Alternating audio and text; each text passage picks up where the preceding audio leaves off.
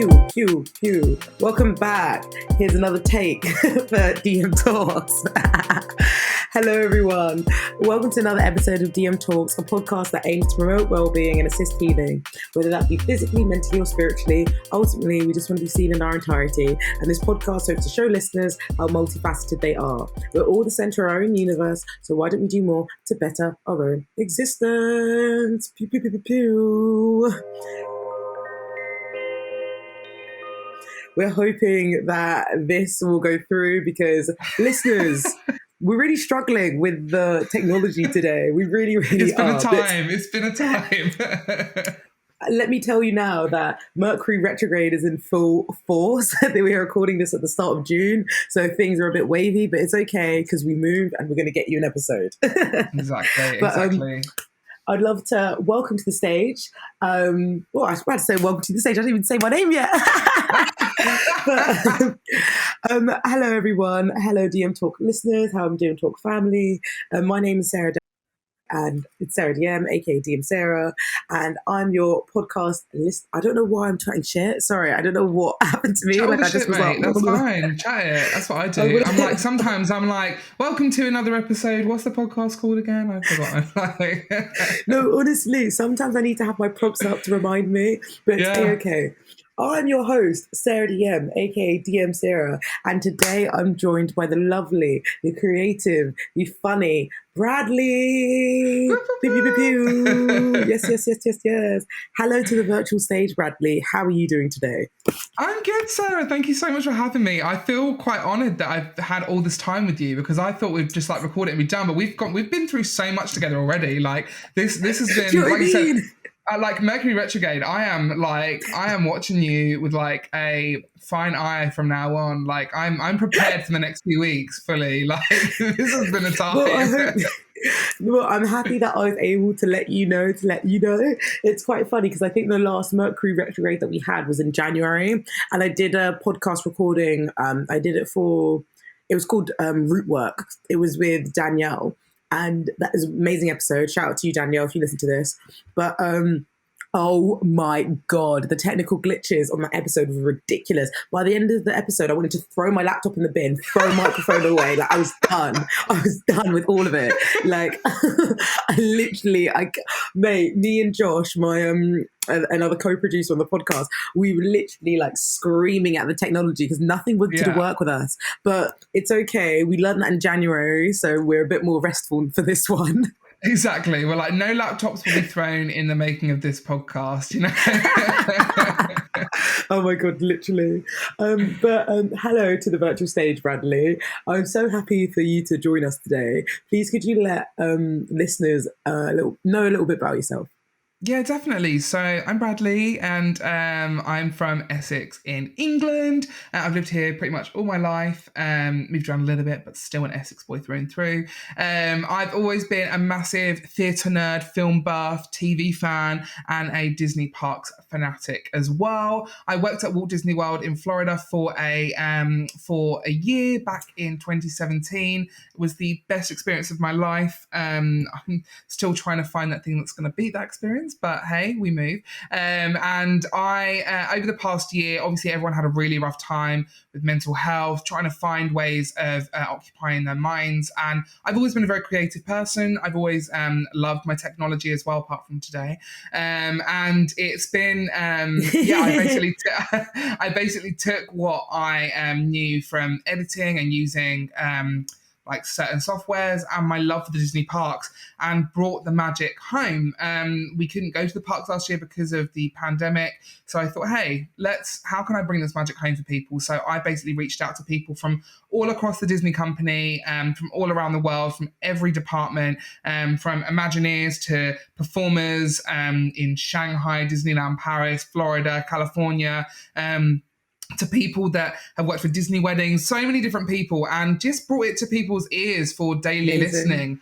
And I actually had a bit of a technical glitch myself, Sarah. I ended up dropping wine over my laptop, very on brand for me, losing 60 episodes of the podcast, which was devastating. But I took that as a, you know what, it's that, like I said to you earlier, that was the dress rehearsal. This is the real thing. And still bringing the magic home. So if you want a Disney fix, and we release episodes on Monday, Wednesday, and Fridays every single week, Confessions of a Disney Cast Member, available on all streaming platforms and over on Instagram as well.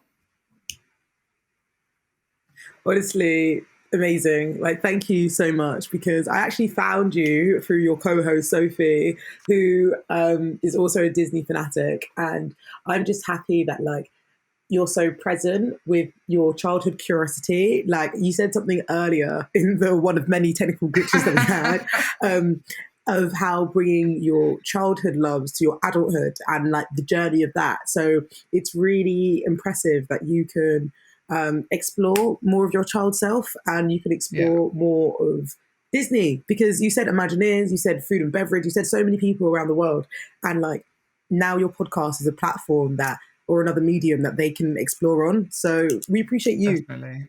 Thank you so much, Sarah. And thank you again for like also having a platform for other creators and stuff as well. It's really nice to be able to come and shed our creativity on someone else's journey as well. And also shouting out Sophie Wallace, love you so much. I didn't mean to forget you there. That's probably like the second time I've forgotten you and all the recordings we've done. So I love you dearly. No, but honestly, but I love it, because the thing is, it's funny because I appreciate it and I thank you, but I probably guess that you get a similar thing as a podcaster. There's something beautiful about having guests, because you're literally bouncing off someone. Like, don't get me wrong, the editing and all of that jargon is long, but like it's boring. Let's be honest, it's boring. We just want to get the episode out there. We just want people to listen to it. Like, if I could just like click my fingers and get it done, like, I'd rather people have the content sooner, right? No, you're right. But I also think there's something really beautiful about like the process, or about the journey as well. One thing that I can speak on, that I've probably spoken on before on this podcast, is like the change of events and how we've just adapted to them. So me and Josh, particularly one of my co-producers, we were recording in a studio at the start of the year, but then the pandemic hit, so we couldn't use that studio. Because the co-producers still had access to the equipment, they would pick up the equipment, take it to mine, and we'd be able to record some things, and we were able to still provide that content. But it made me realize that regardless of what challenges presented, we're able to like go around it and go through it. So claps to us for providing content to all the bad bitches out there. Exactly. Well, let me take you to the first segment, which is called The Divine. And The Divine is where we nominate a good thing that we want to shine a light on. And as we're talking about animation, as we're talking about all fun-filled things, I thought it'd only be right to nominate one of my favourite films. And my favourite film, one of my favourite animation films, I'm not sure, is it Disney or is it Pixar? Or is it Disney and Pixar? Sorry, you can cut that out. So I'm not going to give spoiler alert, but the film that you're going to talk about is Disney, not Pixar, Okay, amazing. So it's a Disney film. It's called Zootopia in the UK, but Zootropolis in the US. And it is basically a film that follows the story of a young bunny who wants to be a police officer. But throughout her journey, she moves to the big city. She has all these trials and tribulations, and it just shows her trying to like defeat the odds and like be the best cop there is out there. And honestly, it's one of my favorite films ever. Like the way that it talks about discrimination, but from the lens of like animals and predator versus prey, is really, really interesting, because it's something that we're all aware of. It's something that's been present since the dawn of time. It's literally evolution. But how they encapsulated it in a show, in a film that was for younger audiences, 10/10. And it's so funny. It's so. Do you know what my favorite scene is? It's got to be the sloth, when they're surely. chasing. Oh, okay. So that's number 2. Do you know what was my first favorite scene? My favorite scene is when they're chasing that crackhead rat. Oh my God, city. yes. You know how, because the crackhead rat has either has the jewels or has some possessions or has something that the bunny wants. It's a big thing, but this rat is literally like a crackhead. It's like sniffing, it's like it's all like bugging out and stuff. Yeah. And you see this rat literally run through all of these different worldviews. And it's honestly one of the funniest, like I was crying with laughter. So good. So good. It's amazing. And, yeah, and is that the scene with the It's donut where like hilarious. the donut falls like through the city and the like little mice like nearly get crushed by the donut, Yes. right? Yeah. Yes. Love it. Yes. Love it. And it's so funny because literally like in so like there's loads of animals in this film. It's literally called Zootopia, and you see how the animals are accommodated to in their environments. So you see like an igloo city, or you see like a desert island, or you see like an Amazon, or you see like all these different places that are like that are space for all these animals to live.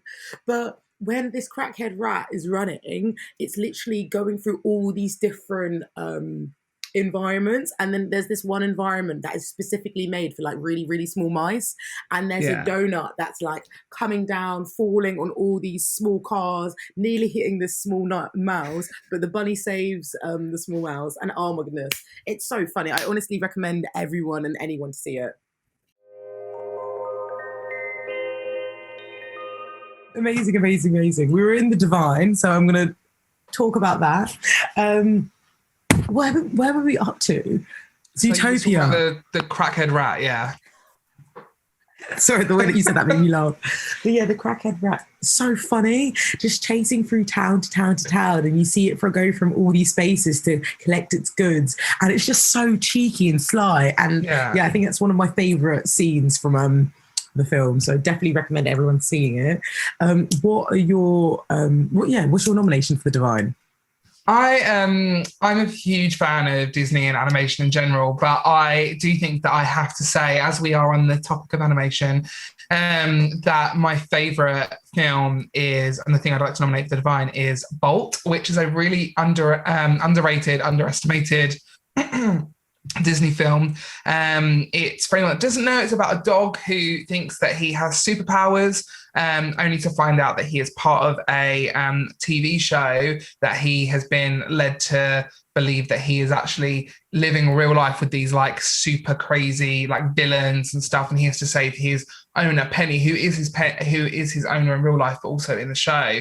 But basically he ends up accidentally getting carted away to the other side of America while he's trying to be a superhero, and soon realizes that the lightning bolt on his fur is just paint.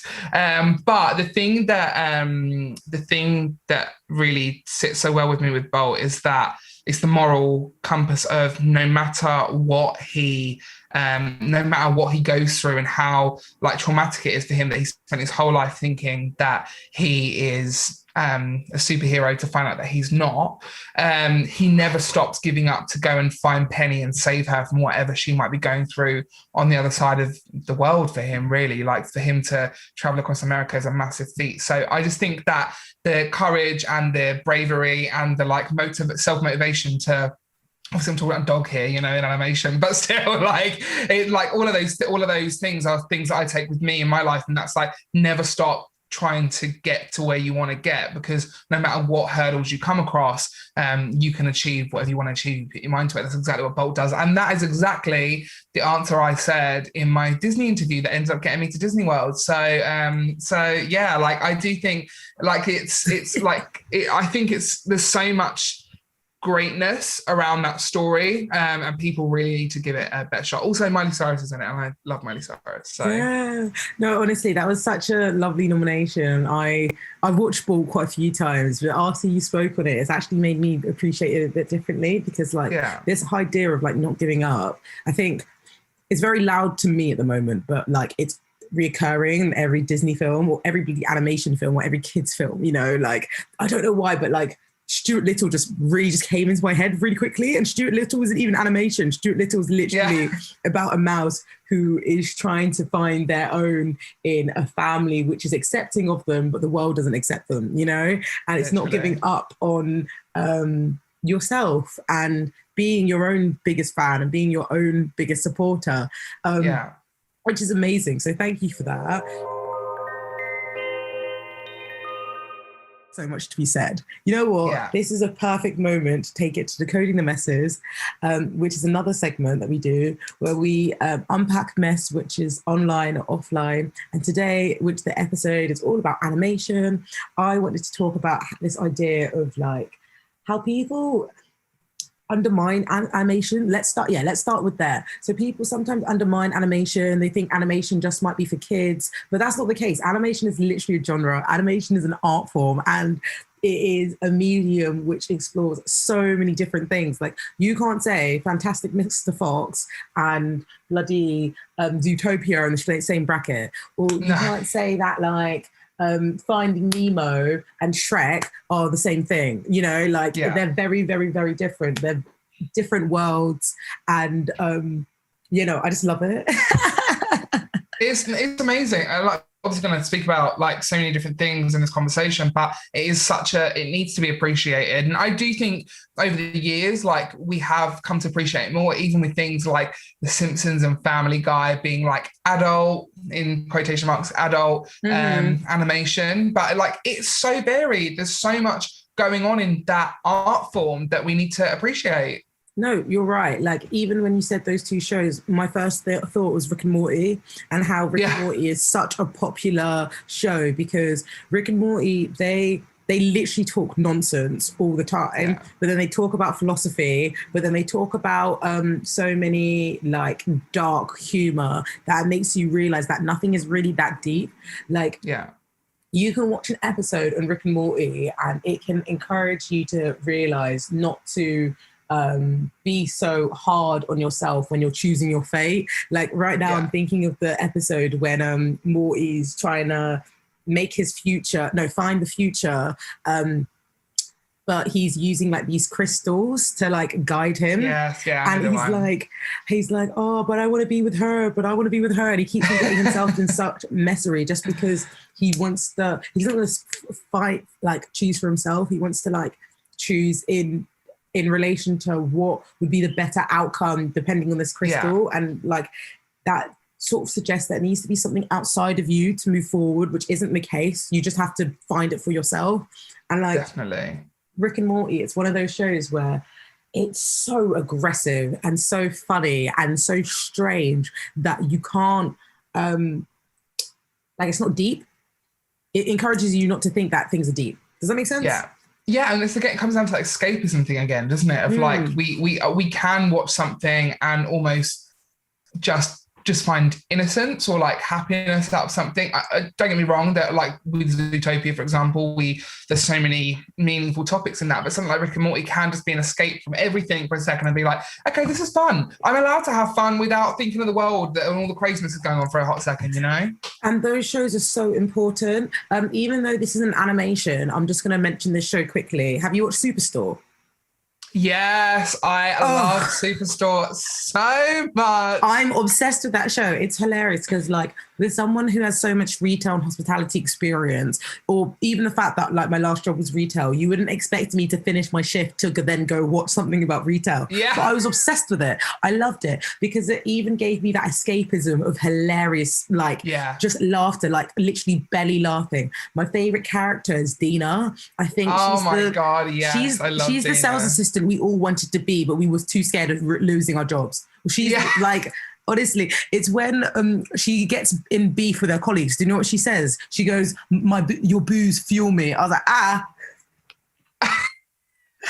like, your booze fuel me. I love that energy. I love it. So good, literally. I'm a sucker for a main character, so I do love Amy, and also I love America Ferrera anyway from Ugly Betty. But oh my god, it's just so good. And like you said, it's again that escapism. Like, I've done a lot of like hospitality and retail experience. I had a lot of hospitality and retail experience as well. But it's that relatability to ridiculousness that allows you to escape from the actual stuff. Like, you go into like you said, you can't go into work and be like, kick things off the shelf if you have a bad time. Literally. It's when Dina and Jonah have beef and Dina's like, oh, can you clean the mess on R7? And they're on R7. She's like, what mess? And she just throws everything on the floor. Yeah. And honestly, like, Dina from like I've worked in so many. I've worked in cosmetics. I've worked in retail, like clothes stores. I've worked in bougie restaurants. I've worked in shitty restaurants. And honestly, Dina is the energy that you need. Dina is the customer, not customer. She's the sales assistant that's always rooting for the store. Agreed. Oh my goodness! But look at me scattering away with people that are real life. Live action, live action. Boo! This is an animation podcast. But yes, to go back to that rateability and go back to that sort of escapism, I love the fact that like animation provides you a universe to explore that. Like, I sometimes like go on these YouTube binge holes on watching like voice actors, and I can't actually remember the name of the voice actor who I was watching, but she explained the art form so beautifully. She was just basically saying how like, if you're a voice actor, you have to have a whole universe that's separate from each other to each character. So you could have what do they like to dress in? What do they like to wear? Where are they hanging out outside of school? Where do their parents live? What's their environment look like? What does their universe look like? That needs to be completely separate identity compared to the other voice that you're advocating for, to the other voice that you're advocating for. And in that same wavelength, you can even suggest that like, you can say that this voice actor has multiple universes in them because they're encouraging and they're developing different universes for these characters to develop. Like, oh, you know what? I'm going to find the name of the woman and then I'll let you know. But I just found it so interesting. What do you think? I think that, like, I think what you're saying is exactly right, because as much as, say, Toy Story, for example, we've got Tom Hanks and Tim Allen playing Buzz and Woody. We don't go to watch the movie because it's Tom Hanks and Tim Allen, but we can appreciate that they are the voices. We wouldn't want them to be replaced. But then I'd go and watch a live action movie because Jennifer Lawrence is in the movie, you know, like I'd follow a catalogue of like Tom Cruise, Jennifer Lawrence, like literally however many like live action actors, because they are going to give you that same level of performance. But when it comes to voice, it's not about the person, it's about the character and the universe they're in, like you said. So you have to fully integrate yourself into that world. When you're in animation, you're no longer like hidden behind this facade of Oscar nominations and like Twitter like personalities and stuff like that. You are literally this brand new character every time in this brand new universe, and you completely have to immerse yourself in it. No, you're completely right. Like, I'm just looking for the voice actor that I was looking for, and her name is the interview that I was just talking about, and her name is Tara Lynn Strong. She her roles, she's got honestly such an extensive like list. I'm just going to read a few: Teen Titans, Rugrats, the Powerpuff Girls, The Fairy Odd Parents, Ben 10, DC Superhero Girls, Blue Dragon, and Batman. Like, she's 48, right? And she has been doing voice acting since where does it doesn't actually come up on here now. But so her first major cartoon role was at the age of 13 in Hello Kitty's Fairy Tale Theatre, right? So if she's 48 and her first role was since she was 13, you can even, it's infinite universes. Like, she is a person who I assume still wants to work in this profession. And that's just more opportunities and more characters to develop. And I think that is so amazing. The fact that she's able to be one vessel to multiple individuals, multiple art forms. Like, it's ageless, isn't it? It's ageless. Yeah. Like, I mean, Tom Hanks couldn't. I keep going back to that because that's just an example I've got. But let's even say like Ellen DeGeneres playing Dory in Finding Nemo. Like, if this was real life, she wouldn't be able to play Dory 13 years ago and then play Dory 5 minutes later, 13 years later. You know, because we do age. That's life. But with animation, the possibilities are truly endless, especially with technology like steaming ahead all the time. And I think it's fantastic how honestly, it is an endless like you said, lifestyle really, and career. One of my favorite voice actors who's also like an actress is Regina King.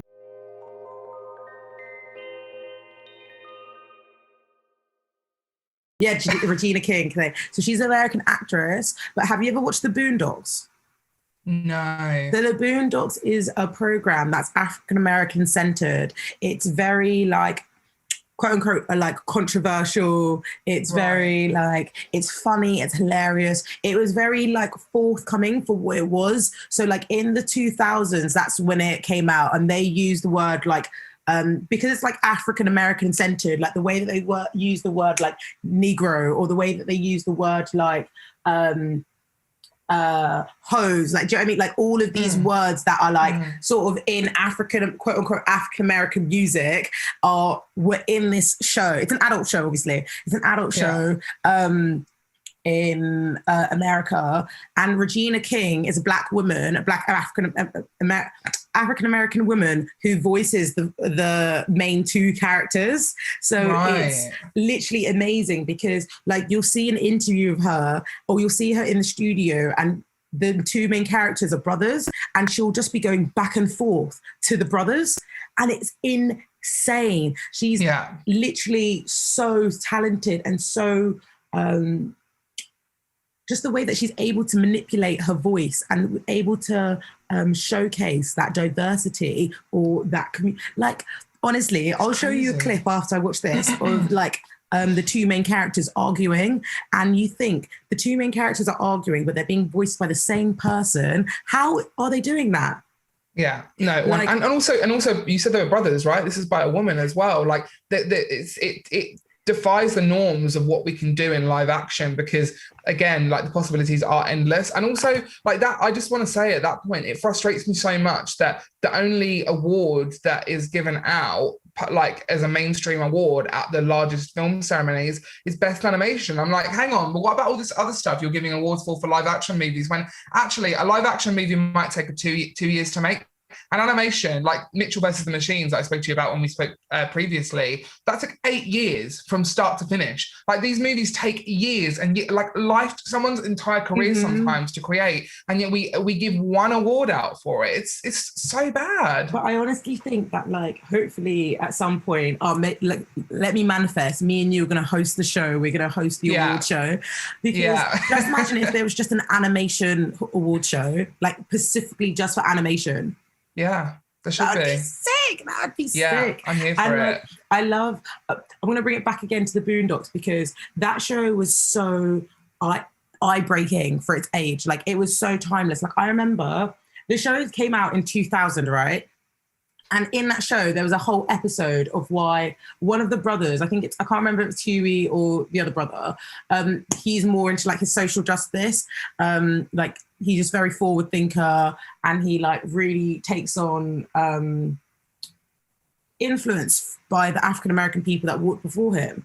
And there was this episode literally in 2000 where people were listening to R. Kelly music, and he was going mad being like, you can't be listening to R. Kelly music, da, da, da, da, da, like all this stuff. And then there was this whole scene about it, and the whole episode was literally based on how we give attention, we give love to stars that don't actually need it. They have their own support system. But why is that episode coming out in literally 2003? And our first documentary about the allegations behind R. Kelly came out 2015, 16. Because this is the thing, like, don't get me wrong, everyone's different. And I feel like within the Black community, we're able to I like the Boondocks because it was an opportunity for the Black community to hold a narrative, but it also makes me frustrated because it's like the Black people, the Black community, the Boondocks were literally talking about this in 2000. We were talking about this in 2000. And now everybody's shook because they got a Netflix documentary in 2017. Like you could have. It comes to that underrepresented genre though, again, doesn't it? Like there's a reason why it's not being seen, and that's because people put animation down to either something really silly like South Park or something that's just childish that people call a Disney film. And at the end of the day, that's not the case. Like animation is telling so much more importance than just like a family that I'm like The Simpsons, you know? But it's true. But then you could even flip us on its head and people could be like, oh, a bit, not snooty, but then people could be very like, judgmental of what animation that you're viewing. So let's say they were just watching Studio Ghibli and they were there for the art and the creativity. Now I can't talk to you about my Disney stuff because you're going to judge me.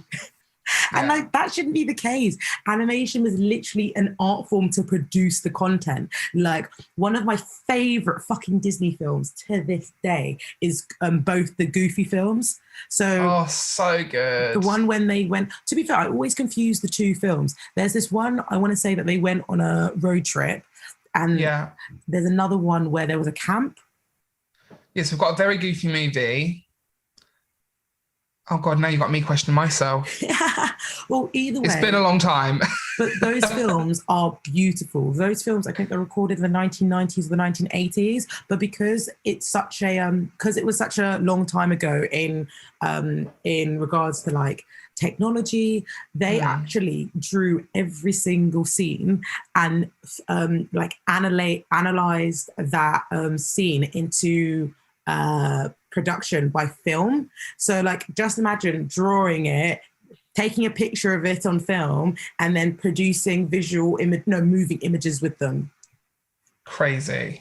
And like, that, because obviously, like if the same characters, if let's say if they wanted to make the same film, they could. They would never look exactly like that because it's iconic, because it shows you the evolution of animation. It shows you the evolution of like how things have grown and how things have how we've been able to use technology to heighten animation. But then simple animation is cute. Like, did you ever watch Daria?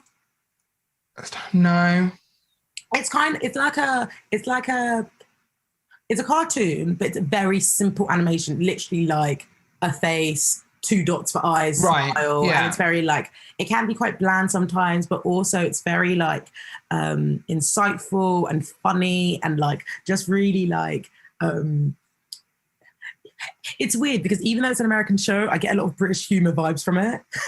Yeah, and you know, I think like sometimes it proves that you don't need, like, as much as I appreciate massive Pixar productions, but sometimes it doesn't need to be this whole like glitzy, glamorous, shiny production. It can be really simplistic to be expressive and to tell a story.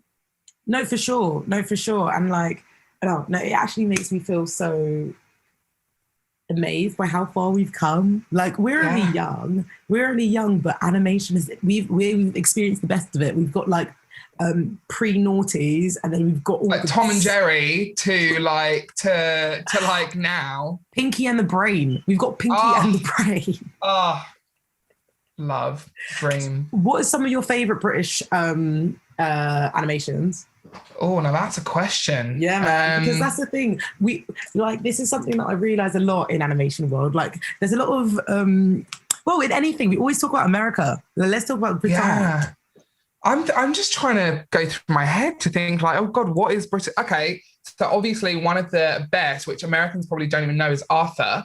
Is he an aardvark? Is he like a bear? Is Arthur British? Yeah.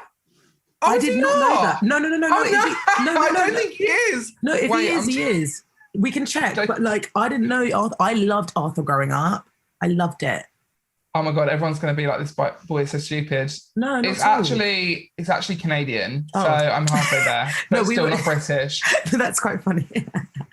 I'm typing in British animation in Google because I obviously know them, but now I'm getting confused. No, it's fine. Well, I'm going to start with a massive one, which is literally like iconic to Britain. Wallace and Gromit. Oh, big up yourself. So good. Wallace and Gromit, big up yourself. I can't remember the name. Me and you literally scurrying away to find out the names of the people that we're quoting. But Wallace and Gromit, like, big up yourselves.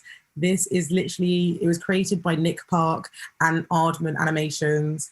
Where do I start? The films, the short films, the movies.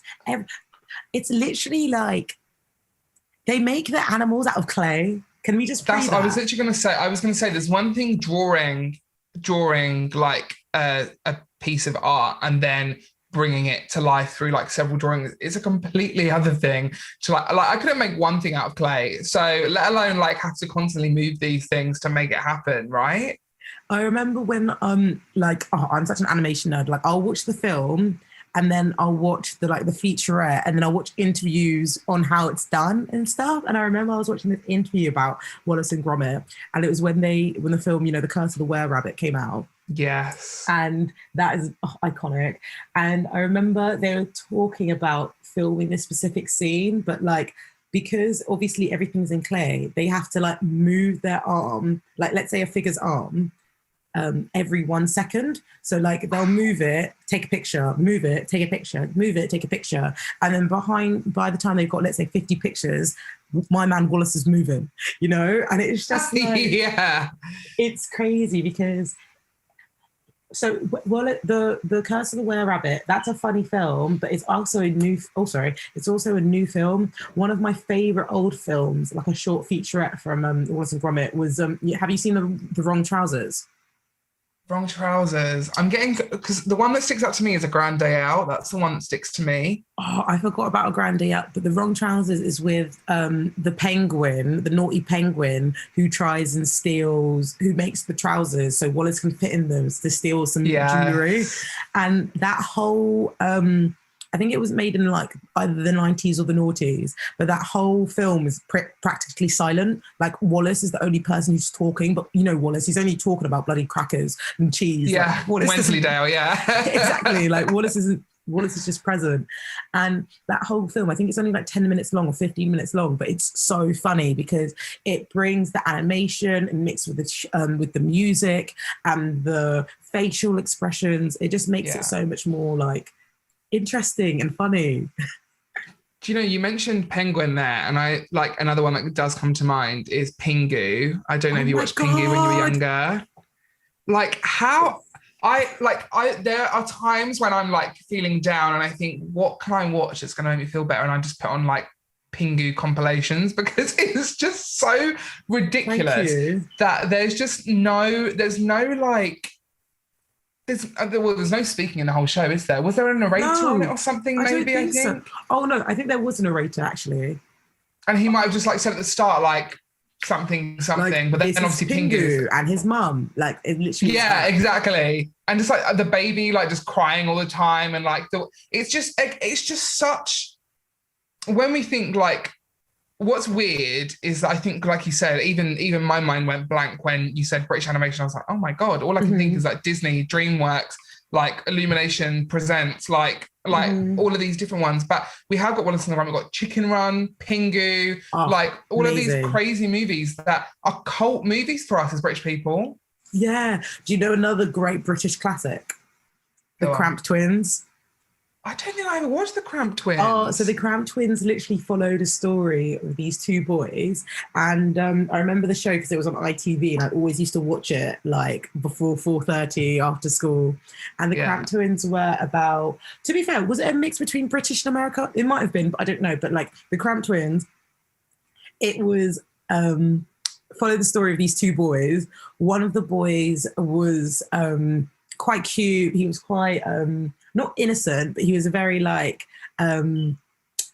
followed the rules. And then you had his brother, who was born immediately after, who was naughty. He was purple. I don't know why they made him purple, but he was literally purple. And he was always being a menace. He was just teased. Oh my God, I just remembered something. Dennis the Menace. Dennis the Menace. Oh my God, you just cracked it. That's the one. That's the one. I'm Sauce Cramp Twins, we got your back, but Dennis, you are no, I was such a goody two-shoes at school, so I just lived any sort of naughty thoughts obviously in the innocent sense, but naughty thoughts out through Dennis's life. I was one day I guess I could do something naughty like him, but I'd never actually do it. His tree house, his dog, it was just crazy. Yeah, no, he was always beefing. He always had something to do. He was always teasing someone, and it's just hilarious because it shows you how it just shows you how influential it was in our childhood. Look at the people who've got the visuals, who are watching the visuals today are going to be so happy because look at our faces when we just look at Dennis. We were Dennis. I don't know if you ever went to Chesington World of Adventures when I you were never younger. got to the chance. but they had this, like, it was called Beano Land, and Beano was obviously like the franchise that Dennis Menace was a part of, and they've changed it all now. And I was literally there a couple of weeks ago, and it was so sad walking around, and like they've turned it into this really cool like Asian like theming with like this massive like cobra snake, and it's very like dark. But I'm also like, give me Dennis's treehouse back. Like, it was just so fun. And I think again it comes down to like these shows were there just to give us that fun feeling. All of the ones we just mentioned, I think anyway, like especially something like Dennis, that even if you weren't a naughty kid, like it was okay to watch a naughty kid do naughty things, because this isn't real life, you know, this is just a bit of fun. No, for sure. And I think it just shows you that like we said at the start, that childhood curiosity, isn't it? It's like, oh, what's Dennis doing over there? And exactly. Like, you're living vicariously, but also like you see it's a different way of living. And I think that like that relatability, that accessibility, like gave us room for language. It gave us room for thought. Like it gave us room for happiness as well. Like I'm literally smiling since you mentioned Dennis the Menace, because I'm just like, well, it's when you said Menace and I was like, wait, a light bulb, wasn't it? But both of us had a Eukaruka moment, honestly. If I ever get this editing down, I'm going to put that in an editing moment, because that was probably sick. Here for it. Oh no, that's amazing. So I'm just going to go back to the notes really quickly. So actually, I might put it in the chat box so I don't have to keep on looking back on the email. But I think that from what we've been talking about today, we just realized that animation is literally for everyone. Yeah. It really is. Like, what would you say to the people who don't think that? I think you need to sort of reevaluate your whole life, because I'm like it really, I mean, my mum is a culprit for it. That's not me telling my mum to reevaluate her whole life as well. But, sorry, mama.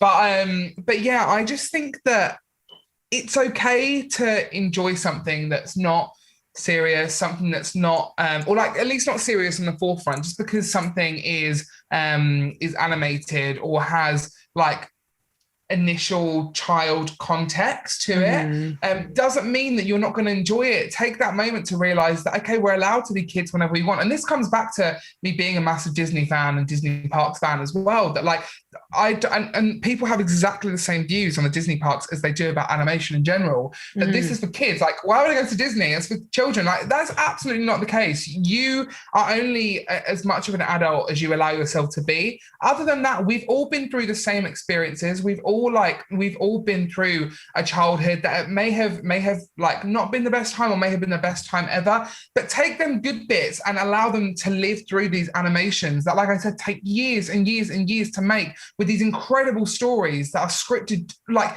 even more so than a live action movie, because there has to be so much more focus on what is being told. So I just think, honestly, like I said, reevaluate that opinion of animation isn't for everyone, because it is. It really is. It just allows us to be who we want to be when we're watching it. There's no, like, we're not judging the way someone looks because it is animated. It's not a real person. Literally. We are just focused on the storyline and the universe that we're in, and we allow ourselves to enter that completely. You know what? That is a great segue to my next recommendation. Have you watched Soul? Yes, of course. I've watched Soul. Oh my God. Oh, that is a beautiful animation. And for those people who think animation might not be for them, watch Soul.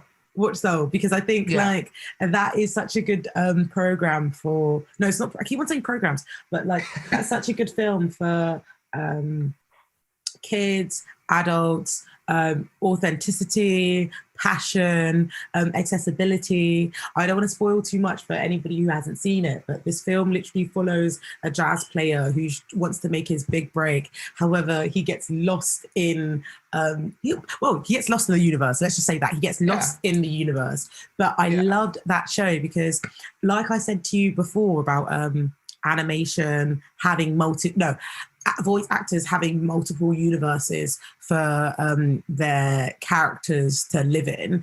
So did this show. So the show gave you visual stimuli, visual depiction of what that actually means. Like, I'm a spiritual babe, but to most spiritual people in my community, they probably think I'm too logical, from where I'm like, well, not necessarily, but like I can even see it in myself. Like I'm very hesitant on what shit I want to talk about because I'm like, but if I see it, then I'll believe it, innit? And like with Soul, it gave me confidence to know that there's something outside of me that is present, but I can't see it, and that's okay.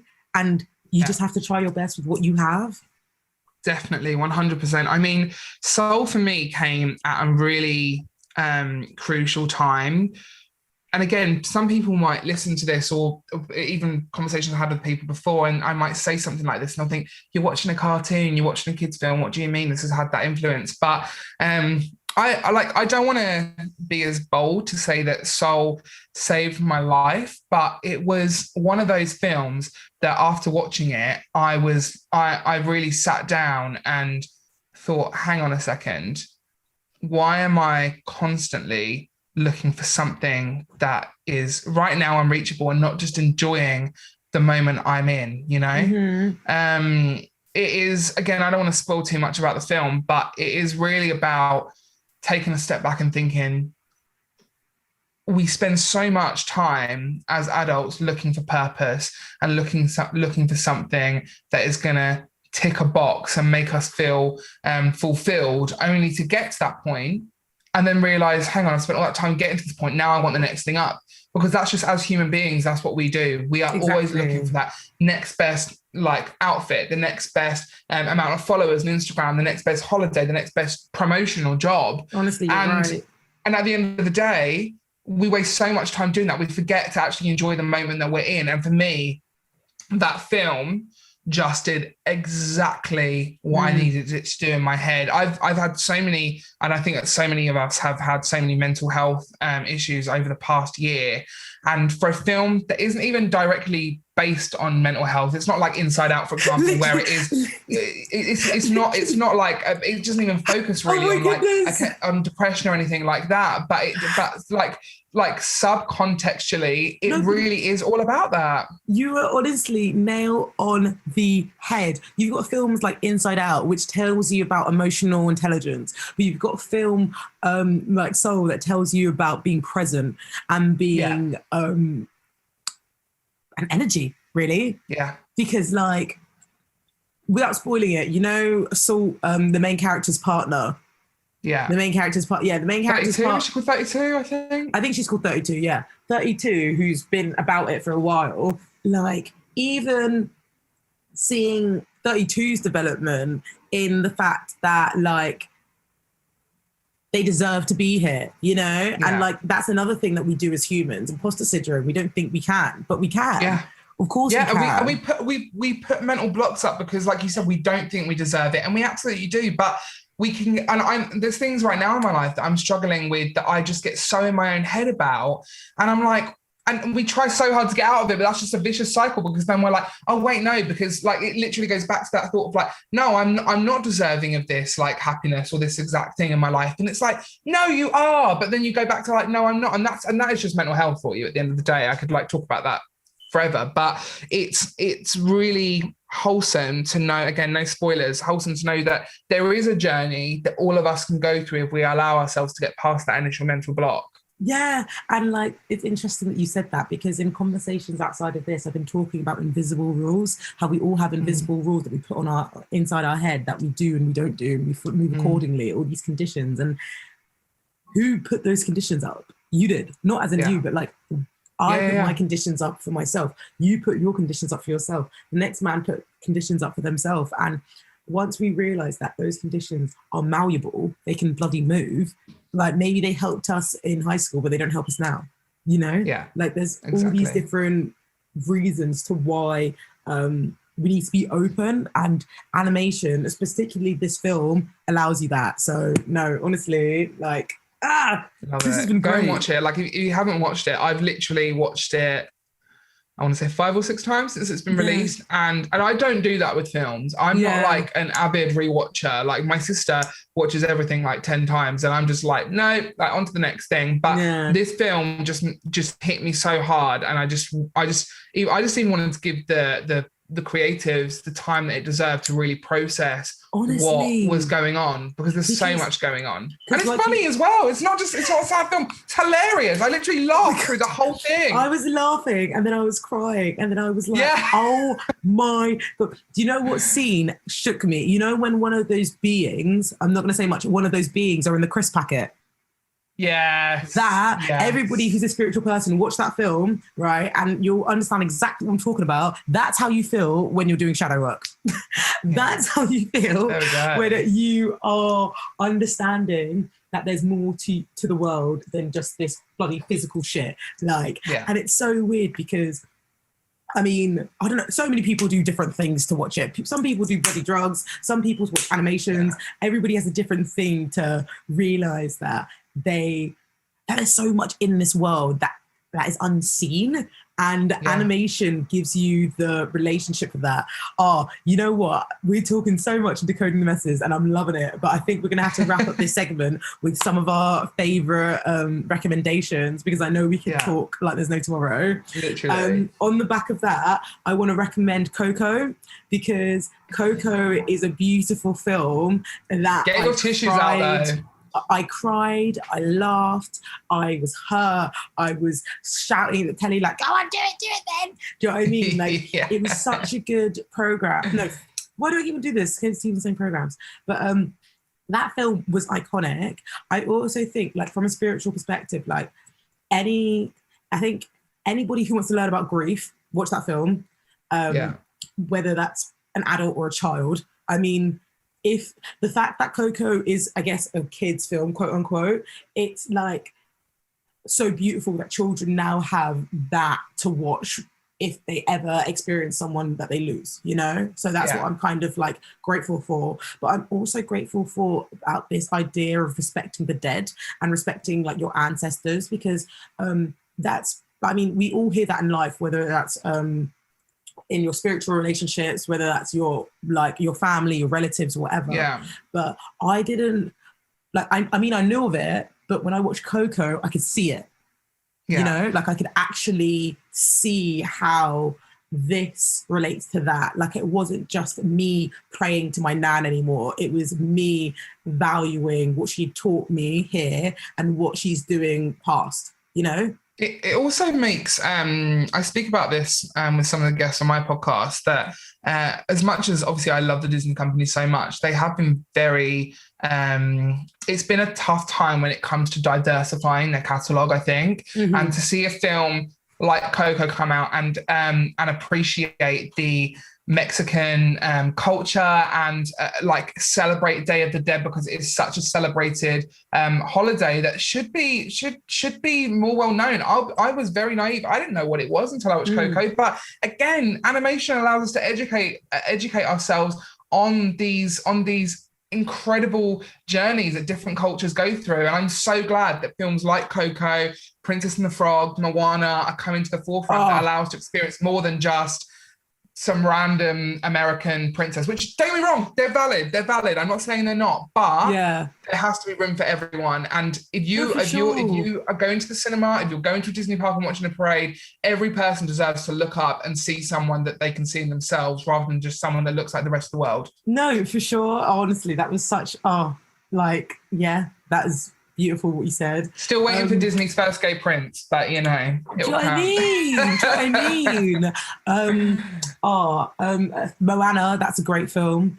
Definitely recommend. I've got another recommendation, but I want to hear your recommendations as well. Yeah. So something that I watched really recently, and I do stick to my Disney quite a lot. Like when it comes to animation, I'm probably not as broad as I should be. I do give things a go, but I'm always like, it wasn't Disney though, was it?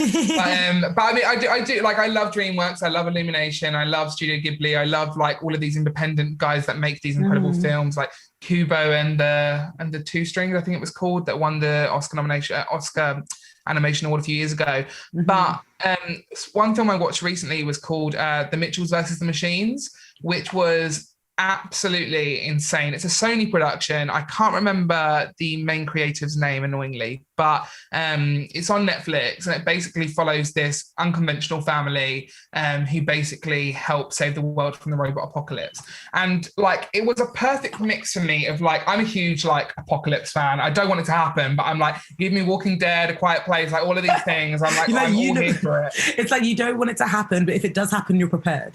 Oh, I'm so prepared. I've like watched everything out there. So I'm like zombies, robots, like aliens, I'm there. Like, it's so funny. It's so funny because you're the third person. Like, so I've spoken to you like briefly about that, but Rebecca, who's also been on this podcast, would know what to do if we have an apocalypse. My brother, who hasn't been on this podcast, but I'd like him to, he would know what to do if there's a zombie apocalypse. Yeah. Do you know what I mean? Yeah. So I respect it. Exactly. And yeah, it was again like talking about those adult themes in a less serious world, mainly I guess because it isn't live action, so it's not as quote unquote scary. But it was just a perfect mix of like comedy, like action, serious themes about family that really makes you consider how you treat your family at the end of the world. And that puts things in perspective. But also that like I don't know what the animation is called, like what the type of animation is called, but it's so beautiful to watch. It's very vivid, very colourful, and just an all-round beautiful production. But the other one I want to mention, which isn't actually Disney either, because I think everyone knows I love every Disney film that's been released. But I'm a huge fan of Coraline. I don't know if you've seen Coraline. Yes, Coraline. For me, that was one of my first animation films. Is that Tim Burton? Tim Burton, yeah. Tim Burton's British. There you go. Yeah. Oh yeah, there we go. Sorted.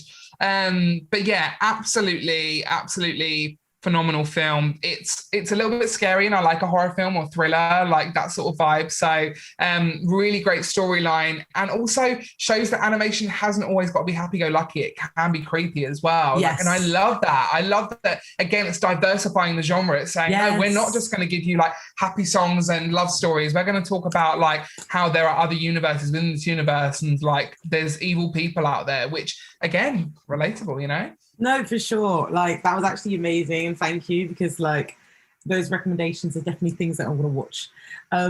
For my last recommendation to showcase maybe adult animation to showcase queer representation is Harley Quinn. Have you watched it? Oh, yes. Harley Quinn.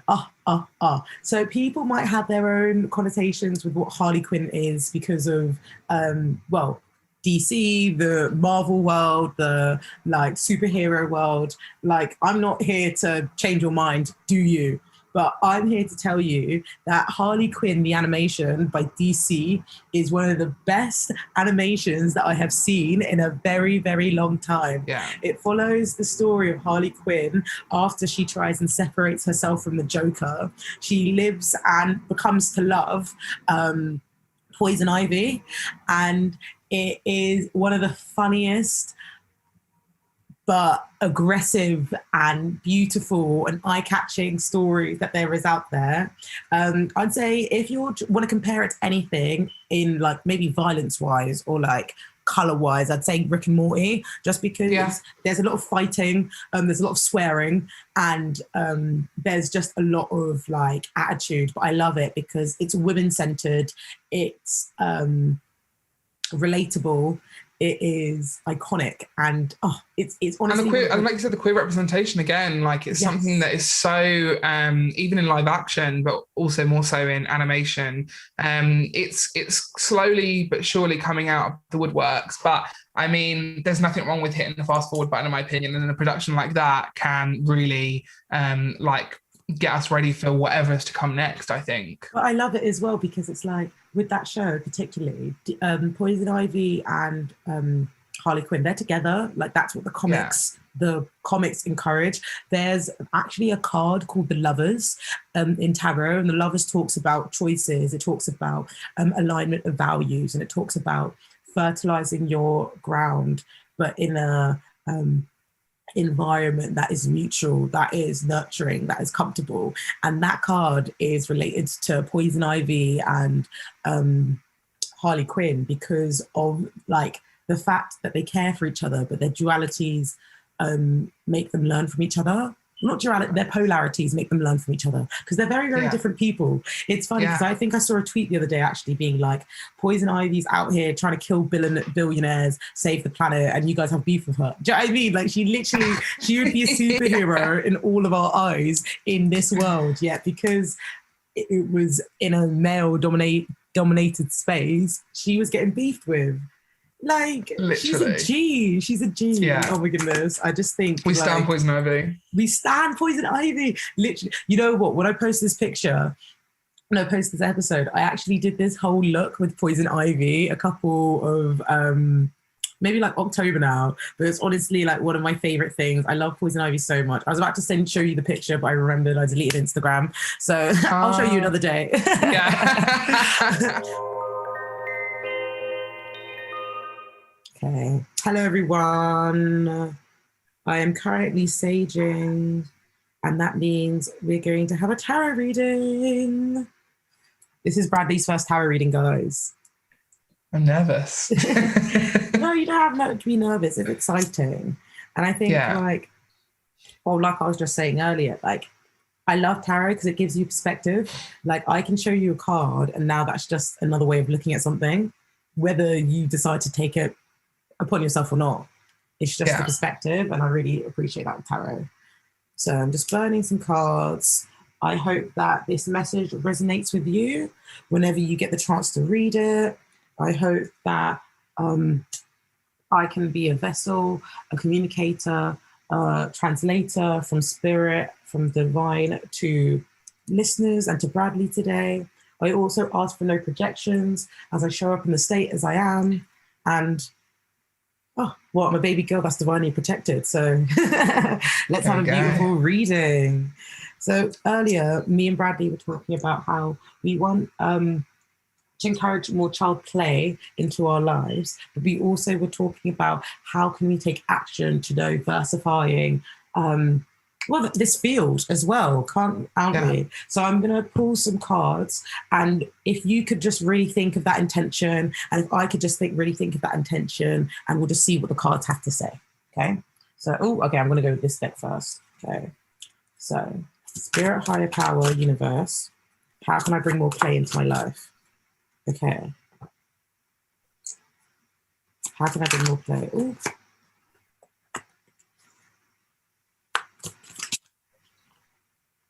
Okay, so for the first two cards we got is the Temperance and the Queen of Cups. And this is such creative energy. So I'll start with the Temperance first.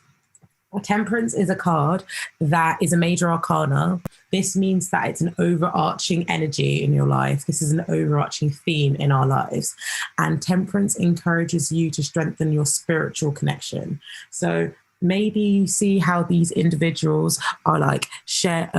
It's like one cup's going to like one cup, right? Yeah. And that's like alchemy. That's like the exchange. Like, how can I bring one thing over there to one thing back over here? So maybe if I find gratitude, find softness by being in nature, right? How am I going to use that nature to make something tangible? That would be a form of alchemy that I'm using or practicing the Temperance mindset. So this individual talks about moderation. It talks about having power, having action larger than yourselves. It talks about sensuality. You see this rainbow here. It talks about being comfortable in your oneness, but also knowing that there's so much power beyond you. That's why the wings are greater. You know, the wings are far larger. But you even see this like road, this pathway. So it's like you're going on the right track. You're going through you're going on your journey and you're trying something new to expand your creation. However, it's going to take a bit more of a push for you to get out of your comfort zone. But I think you should meet this with a softness, because the Queen of Cups is a therapist. She is a spiritual counselor. She's an intuitive baby girl. She's a mother. These words that I just said might relate to you, but it could just be a relationship that you need to adopt with yourself, because the Queen of Cups is very nurturing and she's very protecting, but she's protecting her feelings and she's protecting her relationships. So if the Queen of Cups is at the bay of this sea, that means that they need to learn how to detach themselves with the collective emotions, just so that they can fill themselves from their own cup, right? So this cup, this vessel of their emotions is beautiful. They're looking at their cup like, wow, like what's this? But sometimes they can get caught in a bit of a mess because they're trying to fill their cup with these contents. And that's when things get sticky, because then they're putting themselves in places which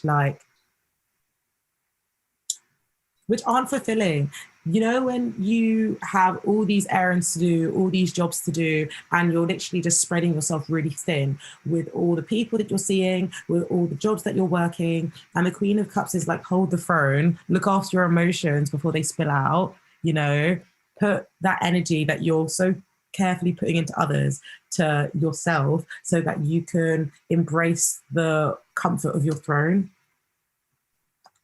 In relation to like child play, in relation to like diversing this field, I want to say that like the Queen of Cups has a very nurturing aspect to her, but she's also quite sensitive. So maybe one way that we can can't speak today. One way that we can, I just noticed she has got bangles in her arms and I've never noticed that before. Mad. But the Queen of Cups, she's very like nurturing, and I feel like this is an opportunity to nurture yourself by dwelling in those creative practices that once brought us joy. So you see how like she has a mermaid next to her, right? But on the original Rider-Waite deck, which most of like these decks are based from, it has a little child, and it has a butterfly. So it's relating to your inner child, it's relating to metamorphosis, it's relating to that sort of ever-changing recalibration of yourself so you can walk into the new. And I think that's why the Temperance card came out, because it's like, you've got all this information of what's beyond you, what's before you, what's after you, like, you know, sort of where you're going, but now you just need to use the elements to guide you on your journey. And it's going to take moderation and patience, because, I mean, sunflowers are beautiful, but they take a while to grow. You don't see sunflowers in bloody winter, do you? Because they take time to grow, because they know that they're their season. And it's just being patient and being moderate with yourself.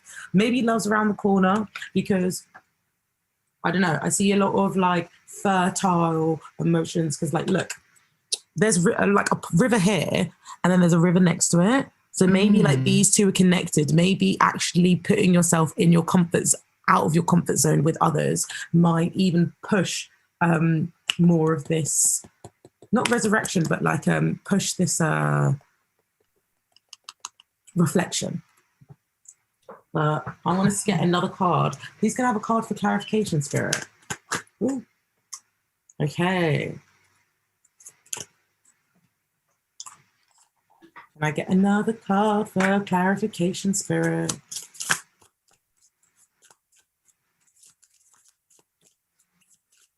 Actually, can you tell me when to stop? Thank you. Yeah, stop now. Okay. You've overgrown so much to be here. Don't give up. That is literally card of the deck, number 13. Let me read. So number 13 says, you were right. This life is tough, yet you are thriving. Always remember that you are made of God stuff, which means that you cannot be broken. Take each moment as it comes and find peace in each one. This is how you keep going. It's just that, because the thing is, like, so in tarot, you have like major arcanas, which are like major themes in your life. So things we're all going to experience. And then you have court cards, which are like cards, personality characteristics that we need to adopt, or like we either have them or you need them. And then you have minor arcanas, and that's what you need to do. That's details, right? First card we got was major arcana. The second card we got was a court card. And then the third card we got was a minor arcana.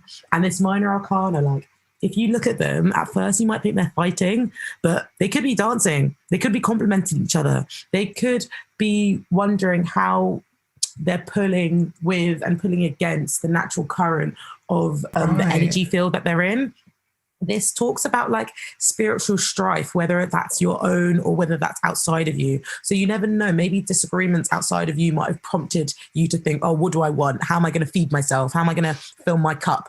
And how I'm going to use that cup to take me onto the right road, you know, and not on the roads that are energetically more challenging. However, because this card, even what you're talking about at the start of the podcast, don't give up.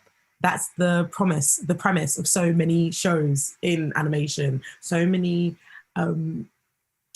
it's like the moral of the story. Don't give up. Keep on going. Just keep on going. Don't be so frustrated by the tests, the rules, the outcomes, the frustrations, because you don't know. All of those might lead to that big moment.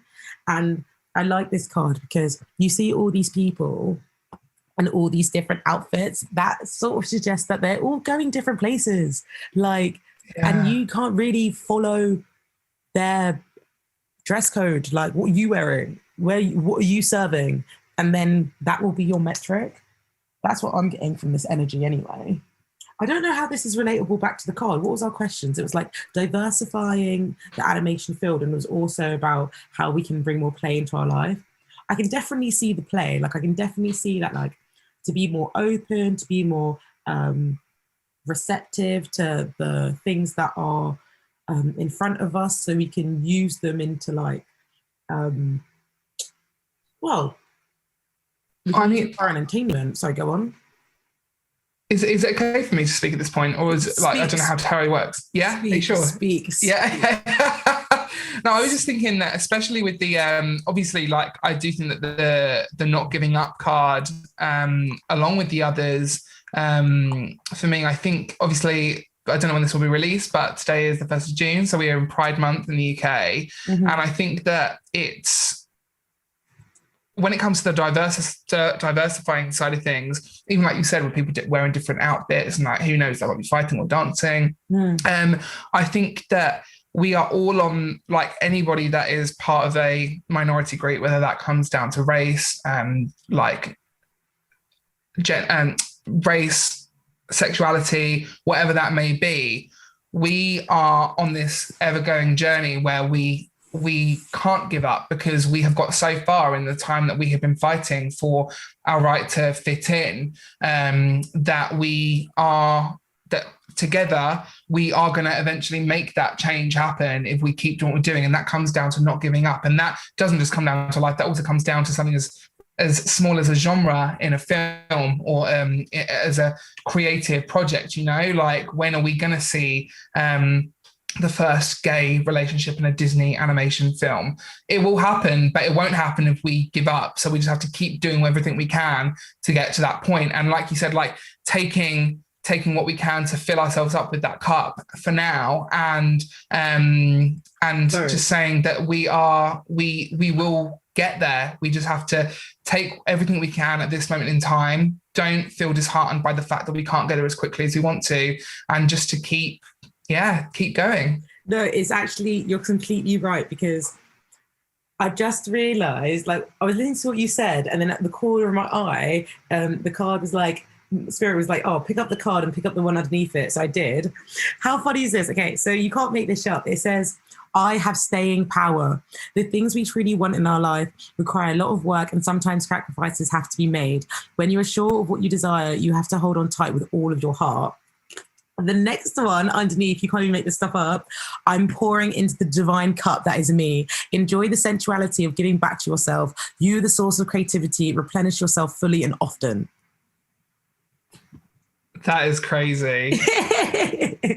Honestly, you can't make this stuff up, because, like, I know recently, like, I've been really struggling with, like, how I see things and how I, like, well, I've been like, my spirit guys, my spirit team, like, don't give up. But I'll be like sulking about it. Like I'll literally have my grain of faith in my hand and just be walking, even though that's good because like I'm still walking. It's still so like, it's not encouraging. And sometimes like I like having a podcast. I like the fact that I was able to talk to you because you encouraged me to see the encouragement in it. You encouraged me to realize that what the fight is and how we can push forward to making better days for ourselves. Yeah. Oh my God, this is a beautiful reading. I think it also like encourages us to like we're a part of the human experience by just being present, but we need to detach ourselves in a way that is a bit more like intentional. Like I think sometimes like comparing yourself to others can be really indirect. It can be like, it can be so subconscious that you don't even realize that it's present.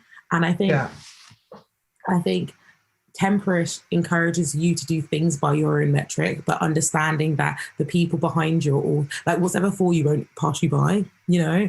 And it's amazing because like the things like X years odd ago, we couldn't be having this conversation, you know? No. But now we're showing how we can diversify the conversation. And I think that's really important because it might not feel like it. And I can happily say that, like, I'm one of those people. I'm like, I want my things now. I want change now. I'm sick of this now. Do you know what I mean? Like, we've been waiting for so long. And yeah, that is true. But also, we don't know what's coming around the next corner. Like, we literally don't. And like, time doesn't work in a way that is like, even though time in the sort of methodological sense and like time in the capitalist sense works the same. Time isn't really linear. Like you don't know the fact that like, let's say us with our podcast was an opportunity to step out, change a medium, and this podcast might get us to the things that we really, really want in the future. Exactly. You know? And like, it's like the fact that like we were living our lives like straight, but then we were like, oh, let's do this. And now it might take a step, you know? And it's the fact that like, just be patient with it. Like Spirit, God knows that you're doing so much work and knows that you're putting so much effort into it. So like, trust yourself, believe in yourself, because you're pouring into the divine cup that is you. Look at the drawing as well. It's so sensual. I love it. Brilliant. It's hilarious. Brilliant.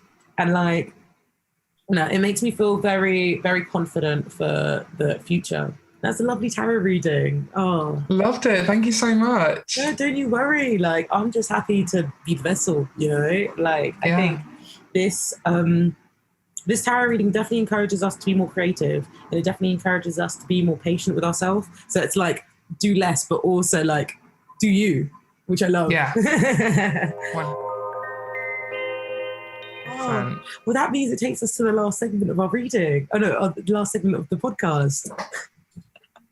Crazy. I never thought we'd get here, Sarah, you know? I didn't think we were going to get here. Like, the fact that we are here after at least 3 or 4 starts is really impressive. So I want to say pat on the back to us. And we could have given up. We could have said, let's do it another day. And we were like, no, we are persevering. We are doing this.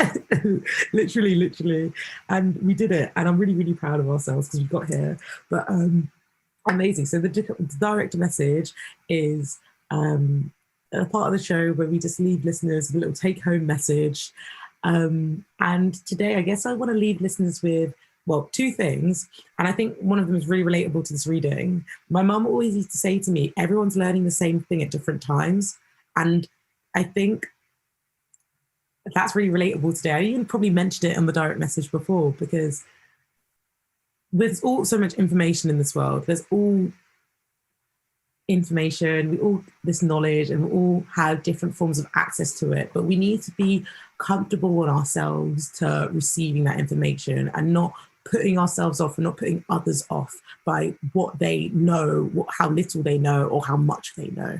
And I think this tarot reading and this conversation, particularly about animation and multi-dimensions, it encourages us to understand that every day is like a new start. So be present with yourself. My G's. Love it. Thank you. Love it. Yeah, no, I think I sort of put two in one together, but there you go. That's my direct message. Amazing. What's your direct message, Bradley?